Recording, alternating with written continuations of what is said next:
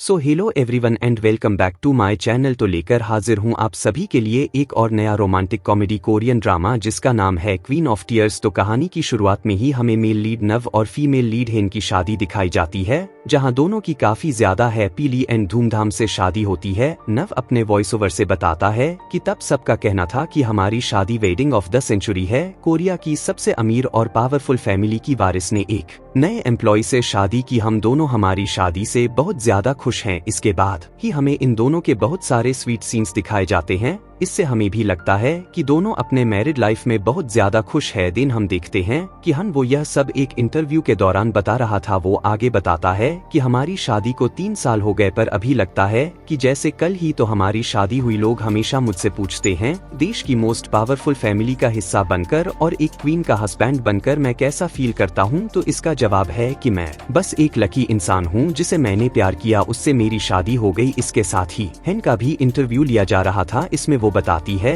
कि मुझे पता है कि लोग आज भी गॉसिप करते हैं कि नवो ने सिर्फ मेरी फैमिली और पैसों के लिए मुझसे शादी की, पर ये सारे रूमर सिर्फ इसीलिए फैलने शुरू किए क्योंकि मैंने दुनिया के सामने अपना फेस रिवील नहीं किया था। पर अब से ये सारे रूमर्स एंड गॉसिप खत्म हो जाएंगे क्योंकि आज मैं अपना फेस रिवील कर रही हूँ, जो सुन इंटरव्यूअर्स भी चुप हो जाते हैं। इधर नव से उनकी मैरिड लाइफ के बारे में पूछा जाता है, जहाँ वो बताता है कि हमारी लाइफ भी नॉर्मल कपल्स की तरह ही है। सुबह साथ में उठते हैं, साथ में ब्रेकफास्ट करते हैं, साथ में काम करने भी जाते हैं। इसी तरह दिन रात हम साथ में ही रहते हैं। पर असल में हम देखते हैं कि नव और हेन अलग अलग कमरे में रहते हैं। घर पे तो उनकी नाक के बराबर बात होती है, खाना साथ में खाते तो हैं, पर डाइनिंग टेबल के दोनों एंड में बैठकर दोनों साथ में ऑफिस तो जाते हैं, लेकिन दोनों अलग अलग डिपार्टमेंट में काम करते हैं। एनिस क्वींस ग्रुप की सीईओ थी और नबू था क्वींस ग्रुप के लीगल डिपार्टमेंट का हेड, यानी वो एक लॉयर है। पर ये सब बताते हुए नबू का भी चेहरा एक पल के लिए उतर जाता है, पर फिर अपने चेहरे पर फेक स्माइल लाते हुए कहता है कि हम दोनों दिन रात एक साथ ही रहते हैं,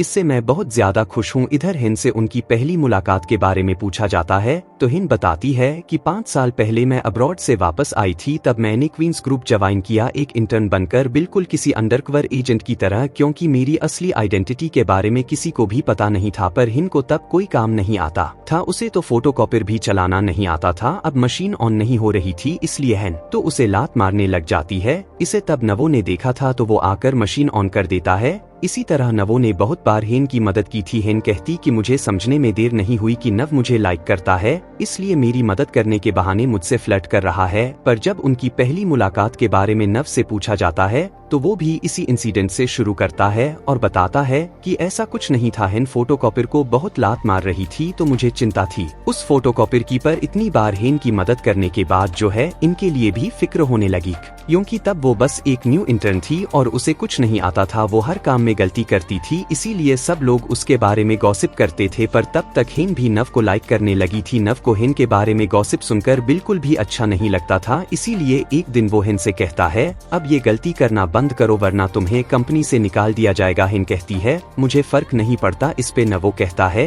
कि अगर तुम किसी दूसरे कंपनी में भी गई तो वहाँ से भी तुम्हें निकाल देंगे। अगर तुम ऐसे ही काम करती रही तो न कुछ कहने जाती है।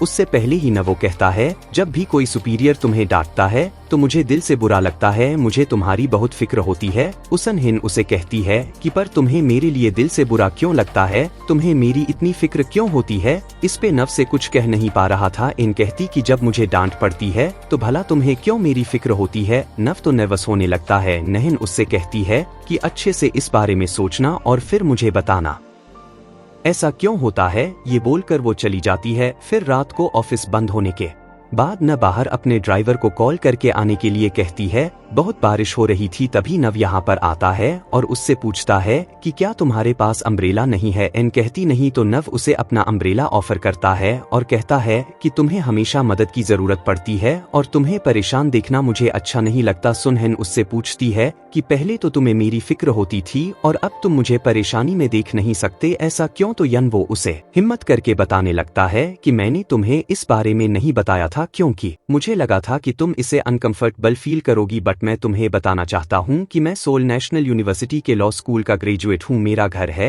यंग धुरी टाउन में जहां मेरी फैमिली रहती है। मेरे पेरेंट्स पूरे टाउन में बहुत रिस्पेक्टेड हैं। हमारे पास 35 से भी ज्यादा गाय है और मैंने यहाँ शहर में 2 साल के लिए एक अपार्टमेंट लीज पे भी लिया है, यानी मुझे हर महीने रेंट पे करने की भी चिंता नहीं है। तुम्हें लग रहा होगा कि मैं यह सब क्यों बता रहा हूँ, मेरा मतलब बस यही था कि मेरे पास अच्छे खासे कुछ सेविंग्स हैं। न पूछती फिर तुम कहना क्या चाहते हो। न वो कहता है कि अगर तुम्हें इस जॉब से निकाल भी दिया गया और अगर आगे तुम्हें कोई जॉब नहीं मिली तब भी मैं तुम्हारा ख्याल रख सकता हूँ। ये सुन हिन थोड़ी सरप्राइज्ड होती है। यन वो कहता है कि ऑनेस्टली कहूँ तो मैं हमेशा से ही यही चाहता था कि मेरी फ्यूचर वाइफ भी जॉब करे, पर अगर वो तुम होगी तो मैं अकेले भी जॉब करके तुम्हारा घर चला लूंगा। न तो उसका कंफ्यूजन सुनकर शॉक्ड रह जाती है, उसे कुछ कहने जाती है पर उससे पहले ही जन वो उसे कह देता है कि मैं तुम्हें लाइक करता हूँ। अब न भी उसे कोई जवाब नहीं दे पा रही थी। ये सुन अनु वो कहता है कि तुम्हें आज जवाब देने की कोई जरूरत नहीं है, इसीलिए ज्यादा प्रेशर मत लेना। यह बोलकर उसे अपना अम्ब्रेला देता है और कहता है कि भीगना मत। हिन उसे अम्ब्रेला नहीं ले रही थन उसे कुछ कहने जाती है पर उससे पहले ही न वो कहता है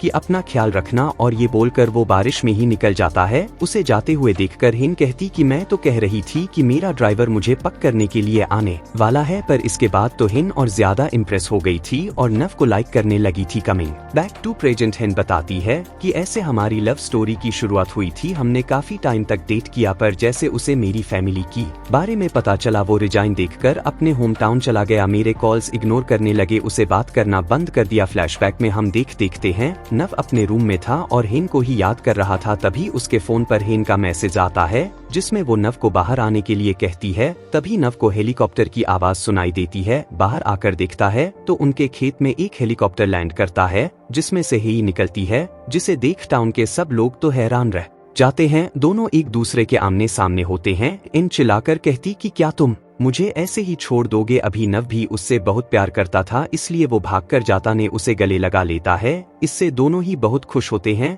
कमिंग बैक टू प्रेजेंट नव बताता है कि उस दिन एन को देखकर ऐसा लगा था कि वो हेवन से उतरी कोई एंजल है, इतनी ज्यादा ब्यूटीफुल थी। इंटरव्यूअर पूछते कि पहले ब्यूटीफुल लगती थी यानी कि अब नहीं लगती। यह सुन योन वो थोड़ा नर्वस होते हुए कहता है कि ऐसा नहीं है, वो तो अब भी एक एंजल ही है। मैंने आपको इतनी बार बताया ना कि मैं अपनी शादी में बहुत ज्यादा खुश हूँ। मैं और हिन एक बहुत ही अच्छी मैरिड लाइफ बिता रहे हैं। अब भी हम दोनों एक दूसरे से उतना ही प्यार करते हैं जितना 3 साल पहले करते थे। पर नव को देखकर साफ पता चल रहा था कि वो झूठ बोल रहा था। अब आखिर इनके बीच क्या प्रॉब्लम है ये तो हमें आगे ही पता चलेगा। पर अगले ही सीन में हम देखते हैं कि नव के कुछ कलीग्स जो कि उसके लॉ स्कूल के फ्रेंड्स भी थे और ये सब भी नव के साथ क्वींस ग्रुप की लीगल टीम में ही थे। तो एक फ्रेंड बाकी को बताता है कि नव वो हिन को डिवोर्स देने वाला है और वो चाहता है कि हम में से कोई एक उसका अटॉर्नी बने और उसके डिवोर्स सेटलमेंट को पूरा करें। लेकिन ये सभी बहाना माने लग जाते हैं, पर असल में ये सब क्वींस ग्रुप से डरते थे क्योंकि अगर इन्होंने कोर्ट में नव की साइड ली मतलब होगा क्वींस ग्रुप को अपोज करना और आज तक जिसने भी क्वींस ग्रुप से पंगा लिया है वो बर्बाद हो चुका है। इसीलिए ये सभी कहते हैं कि आखिर नवो भी तो एक लॉयर है तो क्यों ना वो खुद ही ये केस लड़े। पर ये सभी एक बात से हैरान होते हैं कि आखिर नव को डिवोर्स क्यों चाहिए, वो तो एक ड्रीम लाइफ जी रहा है। कोरिया की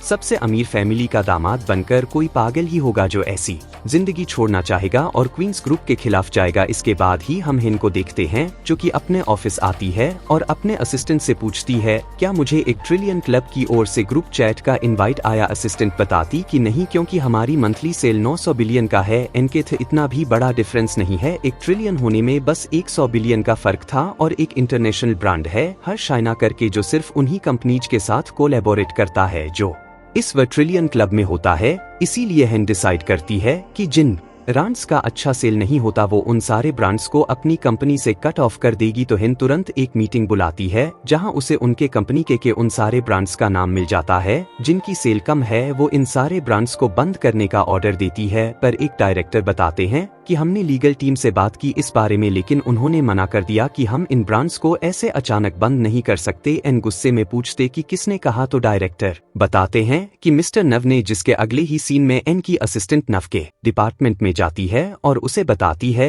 कि सीईओ आपसे मिलना चाहती है। नव कहता है कि मैं अभी मीटिंग में हूँ, थोड़ी देर बाद जाऊंगा, पर तभी एक दूसरा डायरेक्टर आकर बताता है सीईओ काफी अपसेट है, इसीलिए आपको जल्दी से आने के लिए कहा है। नव का वहाँ पे जाने का बिल्कुल भी मन नहीं था, नव का काफी चिढ़ा हुआ भी था, पर फिर भी वो चला जाता है। जहाँ हिन उससे पूछते हैं कि आखिर हम उन ब्रांड्स को क्यों नहीं बंद कर सकते जो हमारे लिए प्रॉफिटेबल नहीं है। न वो उसे बताता है कि उन सारे ब्रांड्स ने बहुत सारे पैसे इन्वेस्ट किए हैं, हम उन ब्रांड्स को ऐसे ही बंद करके नहीं निकाल सकते। एन कहती कि उन सारे ब्रांड्स के खिलाफ लॉसूट फाइल करो। न वो कहता है कि इसका कोई फायदा नहीं होगा, हम उनसे जीत नहीं सकते, अभी लॉस बहुत बदल चुके हैं। बड़े बड़े डिस्ट्रीब्यूटर्स अपने पावर्स का मिसयूज ना करें, इसके लिए बहुत सारे नियम बनाए गए हैं। इस उन्हें पूछते कि क्या तुम्हें लगता है कि मैं अपने पावर्स का मिसयूज कर रही हूँ, यान वो कहने जाता है कि मेरा ऐसा कोई मतलब नहीं था, पर उसे रोकते हुए हेन कहते कि क्या तुम्हें लगता है कि हमारी कंपनी कोई नॉन प्रॉफिट ऑर्गेनाइजेशन है, जिन ब्रांड से हमें कोई प्रॉफिट ना हो उन्हें हम फिर भी अपने साथ रखें और अपना खुद का नुकसान करें। नब बताता है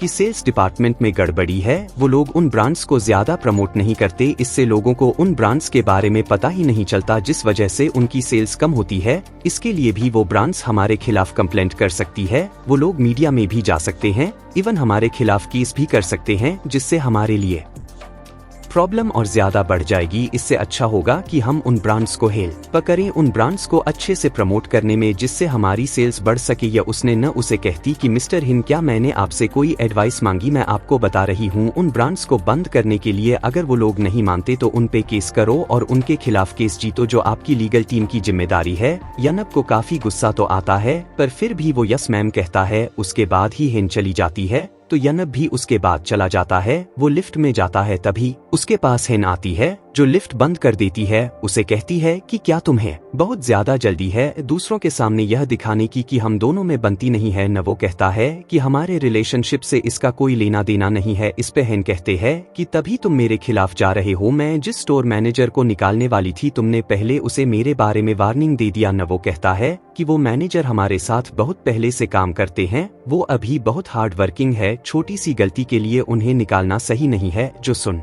हिन कहती कि तुम कुछ ज्यादा ही काइंड हो और तुम्हें दूसरों की इतनी ज्यादा फिक्र है, क्या तुम उनके लिए कोई हीरो बनना चाहते हो? दूसरों के बारे में सोचना छोड़ो और अपने करीबियों के बारे में सोचो। न वो कहता है क्या तुम अपनी बात कर रही हो, अगर हाँ तो क्या तुम्हें लगता है कि हम दोनों के बीच कोई ऐसा करीबी रिश्ता है? न के पास इसका कोई जवाब नहीं होता। न वो कहता है कि मुझे तुमसे कुछ बात करनी है, 1 घंटे में मुझे लॉन्च में आकर मिलो। हिन ठीक है कहकर गुस्से में चली जाती है तो योन वो उसके आने का इंतजार करने लगता है, लेकिन 1 घंटे से शाम हो जाती है, फिर रात हो जाती है, इसलिए यनवा अपने केबिन में लौट आता है, जहां हम देखते हैं कि वो अपना डिवोर्स पेपर तैयार करता है। इसी के साथ ही पार्ट 1 का एंड यहीं पर होता है। तो आखिर इन 3 सालों में ऐसा क्या हो गया जो अपने शादी तक एक दूसरे से इतना प्यार करते थे, पर आज डिवोर्स की नौबत आ गई? देखेंगे हम अगले पार्ट्स में। तो वीडियो पसंद आए तो वीडियो को लाइक कर देना, चैनल पर पहली बार आए तो do subscribe and hit the bell icon. जल्दी ही मिलते हैं अगले पार्ट में, तब तक के लिए take care and bye bye.